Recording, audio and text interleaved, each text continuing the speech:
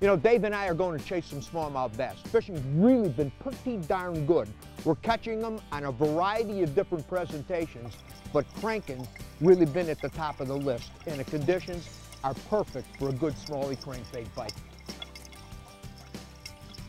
See, I came off of sand and there's a transition. Now see, I'm coming into rocks on both ends. This area is really, really rocky, with more rocks off there, but I'm scattered rocks down this side. This whole basin area here is rock where we're getting these smallmouth. That's your standard sonar. This is my side imaging, a lot of rock off of this side, and that's my down imaging. These new units, you can see, I mean, it really gives you a perspective that we've never had before. Side imaging, there's a big log jam there. That's side imaging, that's down imaging, that's standard sonar. See that pile of stuff there, that would hold the fish there. I'm gonna actually go and fish that. That's a big giant log with scattered boulders all through it. Got the shallow spot there, and there's kind of a little dip that goes around that is still kind of deep. It feels pretty good. I can't quite tell. Feels better. I got one too. Yeah. You got one too? I got some size, my size on this one. Let me get a net on here, Bubba. You said you were a good net man. I am a good net man. This is a big fish. Yeah. Oh yeah. You're with them crank. Oh yeah. There you go, Bub. Beautiful bass, Al. Big, beautiful smallies like this are on the move this time of year.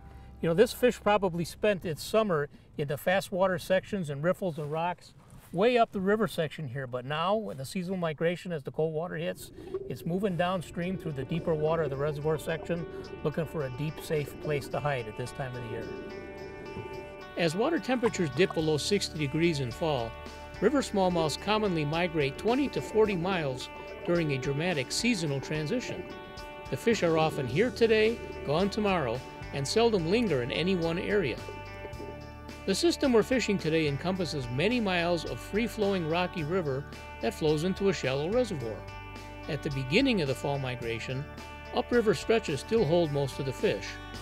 Mobile smallmouths tend to remain relatively shallow at this time, swimming downstream in perhaps 3 to 6 feet of water. Several weeks to a month later, as water temperatures dip from the high into the low 40s, smallmouths will have vacated the shallow upriver stretches in favor of deeper downstream areas where current dissipates throughout the reservoir. Arriving groups of smallmouths pile into deep wintering holes and begin forming huge concentrations where hundreds of bass cluster tightly together along the bases of drop-offs out of strong current flow.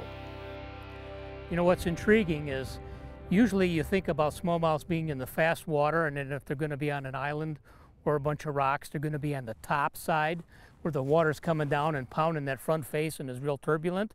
Well, the water here is real high and it's cool, it's a fall, and actually these smallmouths that we're catching are on the downstream side of what is basically an island here, and they're in that little pocket of a little bit calmer water on the bottom end of an island, and that's not usually where people would think about smallmouths, but under these conditions it seems to be where the herd is gathering.